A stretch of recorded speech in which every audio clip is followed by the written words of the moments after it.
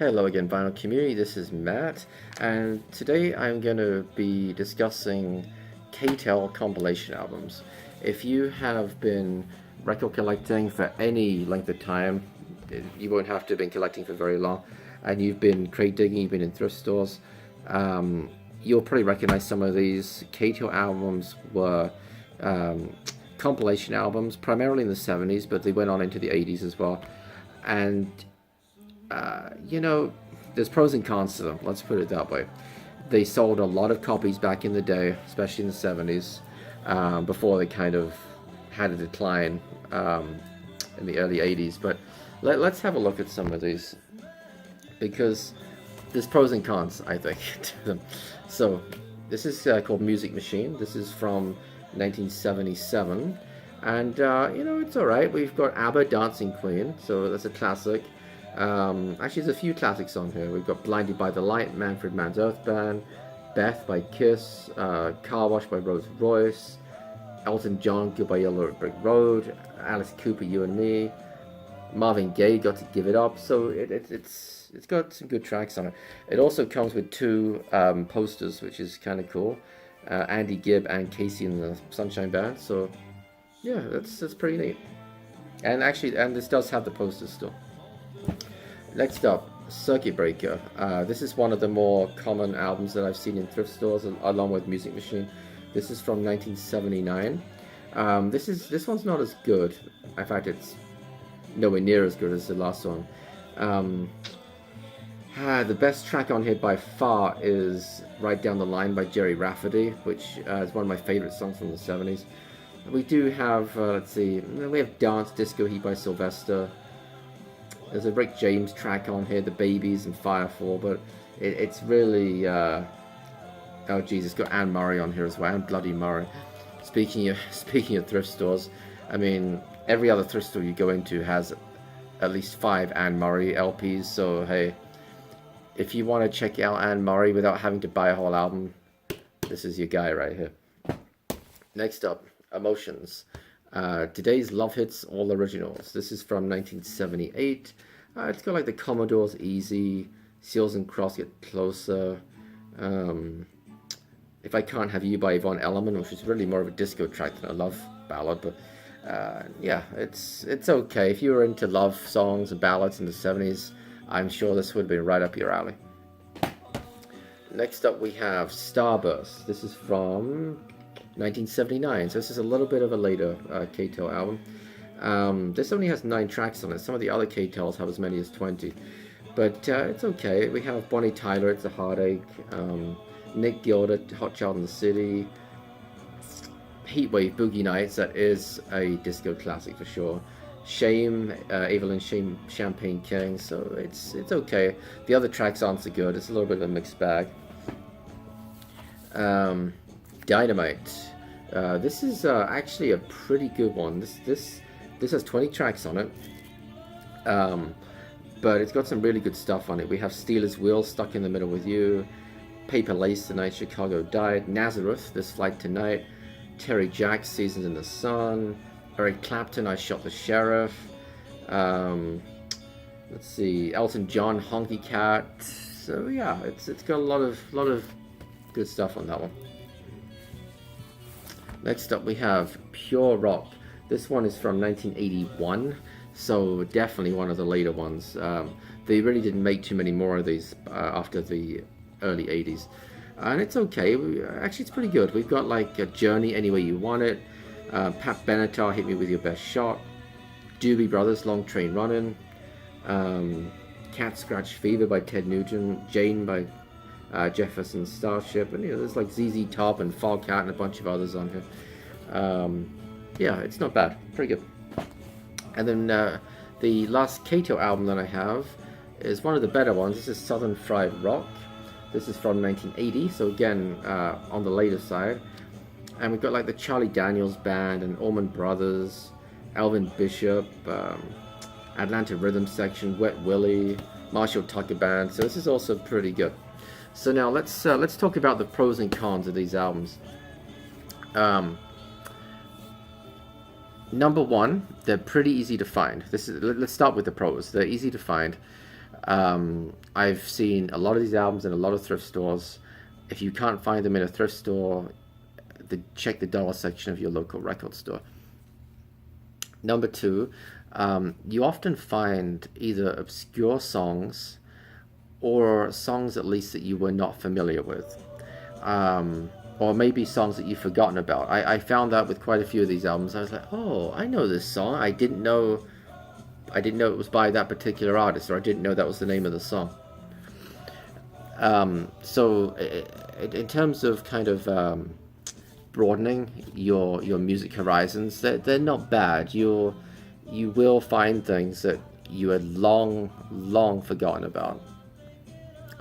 And number three, this is sort of a pro, kind of. You do get quite a lot of tracks on some of these.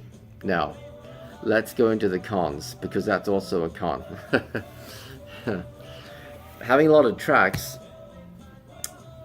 means, for the most part, having a worse audio quality. And that's really epitomized by this Dynamite album. I picked this because it has 20 tracks on it, which was not uncommon for a K-Tel album. Now, I don't know how well this is going to come out on the camera. Oh, it's not bad. The grooves on this are packed so tightly together that the audio quality really suffers. It really does. Of course, the wider the grooves, the greater the frequency response, the greater the frequency range. And so you'll often find that some of these sound kind of muddy. They either lose a lot of high end or they lose a lot of bass, actually. And they just don't sound very good, you know. I would not make a mixtape from these, because the audio quality just wouldn't be up to par by any means at all. The other con for me is that the condition of these records is often very poor. I found a lot of these sorts of records in thrift stores. I would say 75% of them are unplayable. When you look at them, they'll just be scratched to pieces.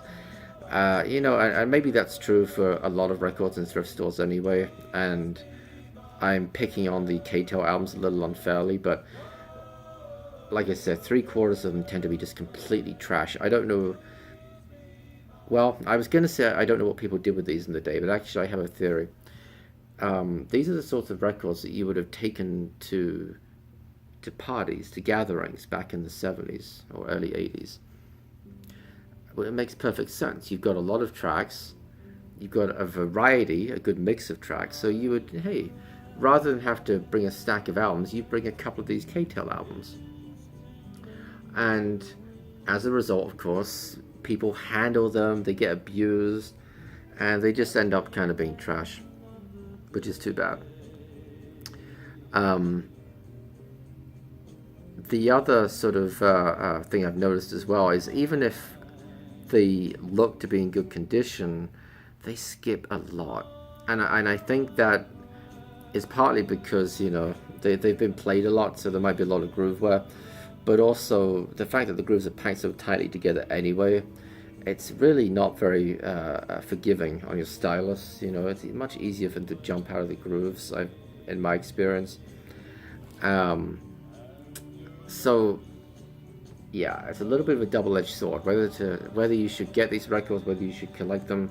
When I first started getting back into vinyl, I happened to get one or two of these, and so I did for a little while. I collected them in so much that I bought like the 7 or 8 that I have here. But the time has now come. I will be trading these in at a record store. In reality, I'm probably going to get like 25 cents a piece for them, but that's fine. The reason being that I need space for more records. I'm really running low on space, and these are taking up valuable room.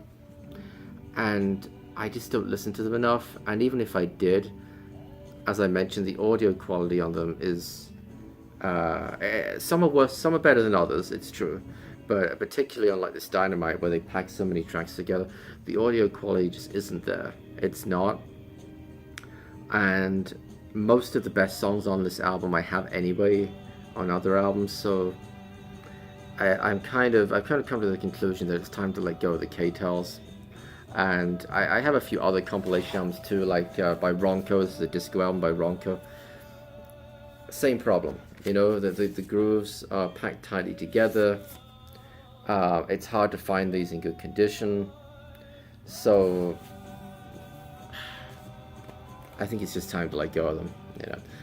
Actually, I found another K-Tel one. This is a 60s album. Flashback, great of the 60s. This has some decent songs on it. You've got The Who, Barry McGuire, Eve of Destruction, Fire, Crazy World of Arthur Brown, Cream, Sunshine of Your Love.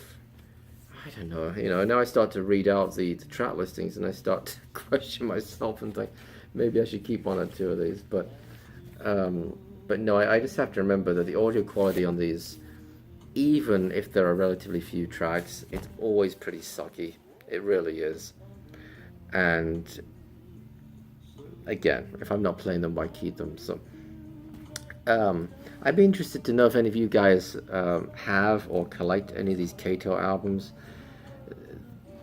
They did for a while hold a certain fascination for me because they're very much at the time, which I like.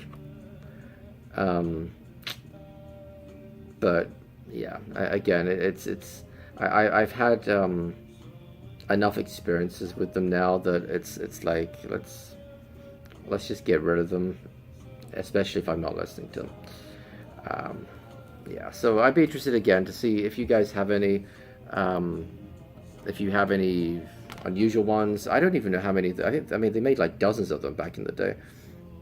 I'm sure somebody out there somewhere has all of them, every single K-Tel album ever made. Yeah, but for now, these are gonna go back in their sleeves, and they're gonna go off to the record store, maybe over this weekend. So, as always, guys, thanks for watching. Hope you enjoyed the video, and until next time, bye bye.